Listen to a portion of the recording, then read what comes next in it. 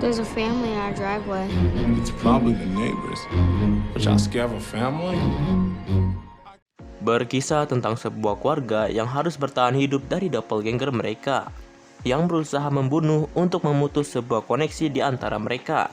Film ini berjudul Us, atau dalam bahasa Indonesianya adalah Kami atau Kita, yang dirilis pada tahun 2019. Us adalah film horor psikologi misteri Amerika Serikat yang ditulis dan disutradarai oleh Jordan Peele. Oh iya, sebelumnya kami beri spoiler warning terlebih dahulu, karena konten ini full spoiler, yang pastinya akan merusak pengalaman menonton kalian jika kalian belum menonton film yang satu ini. Dan juga kami harap kalian menontonnya sampai habis, karena akan ada sedikit penjelasan di akhir video. Diawali dengan sebuah iklan di TV di tahun 1986 yang memperlihatkan suatu kegiatan sosial yang bertajuk Hand Across America, di mana ini merupakan kegiatan sosial untuk melawan kelaparan di Amerika. Lalu, ada sebuah keluarga yang berkunjung ke taman wahana bermain yang bernama Santa Cruz. Di Santa Cruz, anak perempuannya yang bernama Eddie keluyuran sendirian, dan dia melihat seorang pria sambil membawa sebuah papan yang bertuliskan Yeremia 11.211, yang merupakan salah satu ayat di Alkitab yang berbunyi, "Sebab itu, beginilah firman Tuhan, sesungguhnya Aku mendatangkan ke atas mereka malapetaka yang tidak dapat mereka hindari. Dan apabila mereka berseru-seru kepadaku, maka aku tidak akan mendengarkan mereka." Jika ada salah penyebutan, mohon maaf dan mohon dikoreksi. Eddie menemukan sebuah wahana bernama Vision Quest Find Yourself. Di sana, Eddie terjebak di ruangan cermin. Eddie bertemu pantulannya, bukan pantulan cermin, melainkan pantulan dirinya yang lain. Serupa tapi tidak sama. Film Us pun dimulai dengan diperlihatkannya kelinci-kelinci yang begitu banyak. Beberapa tahun kemudian, kini Eddie sudah dewasa dan menikah. Ia memiliki suami yang bernama Gabe dan dua orang anak yang bernama Jason dan Zora. Mereka sekeluarga pergi untuk menikmati libur musim panas. Setelah sampai di rumah, mereka makan santuy bareng. Lalu, Eddie mengingat masa lalunya yang dulu, bahwa ia dulu setelah kejadian di Santa Cruz, ia tidak bisa berbicara dan berinteraksi layaknya anak normal, sehingga kedua orang tuanya memanggil seorang psikiater. Mereka pun pergi liburan ke pantai Santa Cruz, yang dimana Eddie agak resah karena hal itu mengingatkannya kejadian di masa kecil Eddie. Di perjalanan mereka bertemu dengan pria tua yang terluka dan diangkut menggunakan ambulans, dan ia membawa papan yang bertuliskan Yeremia 11.211. Sesampainya di pantai Santa Cruz, Eddie bertemu dengan temannya yang bernama Josh dan Kitty. Saat sedang asik main di pantai, Jason yang kebal pipis pun pergi ke toilet. Sesudah ia keluar dari toilet, Jason melihat seorang pria aneh berdiri tegak sambil merentangkan tangannya, yang dimana tangannya mengucurkan sebuah tetesan darah. Eddie yang tidak melihat kehadiran Jason pun langsung panik dan mencari keberadaan Jason. Padahal Jason cuma pergi ke toilet. Eddie takut akan terjadi hal yang sama seperti dia terhadap anak bungsunya itu. Mereka pun pulang ke rumah. Di rumah, saat sedang menutup jendela, Eddie mendengar suara acara di TV yang mengucapkan 11-11 seri di inning ke-7. Eddie terkejut mendengarnya. Tanpa menghiraukannya, Eddie pergi ke kamar tidur Jason untuk menidurkannya. Seketika, Jason menunjuk jam yang menunjukkan pukul 11.11. Eddie pun terlihat ketakutan dan cemas. Eddie pergi ke kamar tidurnya dan bercerita kepada suaminya tentang masa kecilnya yang belum pernah ia ceritakan sama sekali, yaitu kejadian di Santa Cruz. Suami Eddie, Gabe, diantara percaya dan tidak percaya. Lalu, tiba-tiba lampu padam, dan Jason memberitahu ada sebuah keluarga yang berdiri di halaman depan. Lalu, Gabe pun mencoba untuk berkomunikasi dengan keluarga itu. Seketika, keluarga itu pun mulai bergerak, dan Gabe pun langsung masuk kembali. Keluarga cemara itu berhasil masuk ke dalam rumah Eddie, dan alangkah terkejutnya, mereka keluarga itu memiliki wajah yang sama persis. Kembaran Gabe yang bernama Abraham, kembaran Eddie bernama Red, kembaran Zora yang bernama Umbre, kembaran Jason bernama Pluto. Lalu, Red bercerita bahwa mereka punya koneksi. Mereka tinggal di bawah. Apa yang dilakukan manusia di atas juga diikuti oleh manusia di bawah. Jadi, di saat Eddie bertemu Gabe, Red juga bertemu dengan Abraham. Bahkan mungkin terpaksa. Di saat Eddie makan makanan enak, Red hanya makan daging kelinci yang mentah. Di saat Eddie melahirkan, Red pun juga sama. Mereka datang untuk memutuskan koneksi dengan cara membunuh Eddie dan keluarganya. Setelah itu, Red menyuruh Eddie untuk memborgol tangannya, dan menyuruh Abraham untuk membunuh Gabe. lalu membunuh Zora untuk berlari dan Umbrey akan mengejarnya, serta menyuruh Jason untuk bermain dengan Pluto. Di sini, Jason menyadari bahwa Jason bisa membuat Pluto mengikuti gerakannya. Scene memperlihatkan Gabe yang dibawa oleh Abraham menggunakan kapal. Seketika, mesin kapal itu pun mati. Lalu si Abraham mencoba memperbaiki mesin itu. Mengetahui hal itu, Gabe pun diam-diam mengambil tongkat baseball dan memukul kepala Abraham hingga Abraham terjatuh. Gabe pun berdiri di tepi kapal, dan tiba-tiba kapal itu menyala kembali, yang mana membuat Gabe terjatuh. Beberapa menit kemudian kapal tersebut mati kembali. Gabe pun langsung pergi ke kapal tersebut dan menaikinya. Ia kemudian istirahat sebentar di atas mesin. Lalu tiba-tiba Abraham muncul dari bawah air dan memeluknya dari belakang. Gabe pun mencoba untuk melepaskan pelukan tersebut. Kemudian ia membenturkan kepalanya ke arah mesin, yang mana membuat mesin tersebut nyala. Dan akhirnya Abraham pun tewas tergiling oleh baling-baling kapal.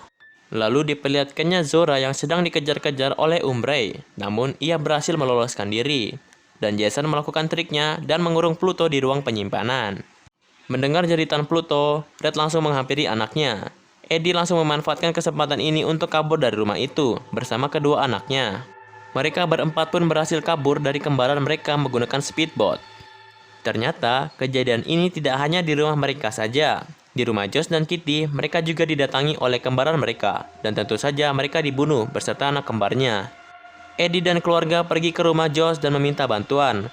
Akan tetapi, mereka malah disambut oleh kembarannya si Josh. Dan Eddie pun ditangkap. Lalu, Jason dan Zora pun berniat untuk menyelamatkan ibunya. Zora berhasil membunuh si kembar. Gabe pun berlawanan dengan kembaran Josh dan berhasil membunuhnya. Saat hendak memukul kembarannya Kitty, Zora pun di counter attack dan tidak berdaya. Namun Jason berhasil menyelamatkan kakaknya dan membunuh kembaran Kitty. Mereka pun berkumpul lagi dan beristirahat sejenak sambil nonton berita di TV. Dan ternyata kejadian ini terjadi di seluruh penjuru Amerika. Semua kembaran membunuh kembaran mereka yang ada di atas. Karena Eddie merasa nggak aman, mereka pun pergi dari rumah Josh dan kabur menggunakan mobil Josh. Tapi mereka lupa ambil kunci mobil. Eddie pun kembali ke dalam rumah, dan tiba-tiba dia diserang si kembar yang ternyata masih hidup. Tanpa segan, Eddie membunuh si kembar dengan gunting. Saat hendak pergi, mereka dihadang oleh Umbrey. Zora yang menyetir langsung tancap gas. Bukannya ketabrak, Umbrey bisa tetap bertahan. Zora langsung menancapkan gasnya lagi, dan ia pun rem mendadak. Umbrey pun terlempar. Eddie pun mengecek apakah Umbrey masih hidup atau tidak. Ternyata Umbrey masih hidup namun dalam keadaan sekarat dan nyangkut di pohon. Eddie pun langsung pergi meninggalkannya. Di perjalanan, banyak mayat-mayat berkelintangan di jalan. Lalu, mereka dicegat oleh Pluto. Eddie pun menghampirinya. Jason seketika sadar bahwa ini adalah jebakan. Mereka pun langsung keluar dari mobil. Dan benar saja, itu merupakan sebuah jebakan. Jason yang mengetahui dapat mengendalikan Pluto langsung mundur ke belakang sampai akhirnya Pluto tewas terbakar. Tiba-tiba datang Red dan langsung membawa Jason pergi. Eddie yang mengetahui putranya telah hilang langsung berlari mencari Jason. Sampai suatu ketika ia melihat segerombolan orang yang berbaju merah sedang bergandengan tangan yang membentang panjang. Tanpa menghiraukannya, Eddie langsung memasuki wahana yang dulu ia pernah masuki. Ia menemukan sebuah pintu rahasia dan menuju ke sebuah tempat yang penuh dengan kelinci. Lalu, Eddie bertemu dengan Red, dan Red menjelaskan bahwa ia juga manusia. Ia bercerita bahwa manusia menemukan cara meniru tubuh atau bisa disebut cloning. Mereka disebut Ted Heret. Manusia menciptakan para cloningan ini untuk mengendalikan manusia di atas, tetapi eksperimennya gagal. Tetap yang di atas mengendalikan yang di bawah. Lalu para cloningan ini ditinggalkan begitu saja. Para cloningan ini menganggap Red berbeda, dan mereka yakin bahwa Red bisa membebaskan mereka. Red lalu menyiapkan rencana ini selama bertahun-tahun. Mereka pun bergelut, dan berusaha membunuh satu sama lain. Hingga suatu ketika, Eddie berhasil membunuh Red, dan berhasil menemukan Jason yang berada di sebuah loker. Mereka berempat pun berhasil selamat dan kabur. Di saat perjalanan, Eddie mengingat masa lalunya dulu, waktu di Santa Cruz. Ternyata, Eddie yang selama ini kita lihat adalah Red. Dulu, Eddie kecil dicekik oleh Red kecil dan diborgol di tempat tidur. Red mengganti bajunya dengan baju Eddie, menukar posisinya dengan Eddie. Jason menatap ibunya, dan Eddie alias Red membalasnya dengan senyum. Diperlihatkannya orang-orang berbaju merah yang bergandengan tangan yang melewati gunung melewati lembah. Film As pun tamat. Eits, jangan kemana-mana dulu. Ada sedikit penjelasan nih dari kami bagi yang belum paham. Jadi, para kembaran ini merupakan cloning dari manusia yang bertujuan untuk mengendalikan manusia namun gagal, yang membuat para cloningan ini ditinggalkan begitu saja. Lalu, ada pria tua yang terluka di ambulans yang bawa papan bertulisan Yeremia 11:11. Itu adalah pria yang dulu dilihat oleh adik kecil. Dan Jason yang melihat pria tua di pantai sambil merentangkan tangan itu adalah kembarannya si pria tua yang di ambulans itu. Sebab itu tangannya mengucurkan tetesan darah, berarti ia sudah berhasil membunuh versi asli dari dirinya. Dan angka 11.211 yang ada di film ini juga bermaksud menggambarkan penghukuman yang datang dari dosa dan melanggar perjanjian dengan Tuhan. Seperti halnya pantulan diri tokoh di film tersebut bangkit untuk melawan sosok asli. Angka 1111 juga dipercaya untuk membuka portal dari alam ketiga dimensi ke alam 5 dimensi, dan dipercaya sebagai angka cerminan dari kesatuan atas dua hal yang serupa. Di awal scene ada begitu banyak kelinci kan? Nah, itu mempresentasikan bahwa kelinci itu hewan yang mampu bertahan saat dikloning. Dan juga karena kelinci itu juga sering dijadikan bahan eksperimen, makanya ada sebutan kelinci percobaan. Juga, dari sekian banyak kelinci, hanya ada beberapa kelinci hitam. Nah, itu juga untuk menunjukkan pesan yang mewakilkan masyarakat ras hitam yang terkucilkan di Amerika atau rasisme. Dan kenapa senjata mereka gunting? Nah, itu untuk menyimbolkan pemutusan koneksi antara Ted Harriet dan versi aslinya. Film Us juga memiliki pesan untuk para penonton, bahwa apa yang kita pikir kita tahu tentang diri kita, nilai-nilai kita, dan lingkungan kita dengan mudahnya berbalik menyerang kita melalui celah ketakutan dalam diri kita. Entah itu obsesi atau materialisme, ambisi, dan kesombongan. Oke, sekian story plot film Us dari kami. Jika ada kesalahan, mohon dikoreksi, dan kami sangat menerima setiap kritik dan saran dari kalian. Jika kalian masih mau lihat video dari kami, tinggal klik subscribe dan nyalakan lonceng notifikasinya. Dan jangan lupa kalau kalian suka sama video hari ini, tinggal kalian like saja. Kalau kalian tidak suka, tinggal di dislike aja. Oke, kami Lasyon Dreamers Channel pamit undur diri. Stay safe and happy watching. Bye-bye.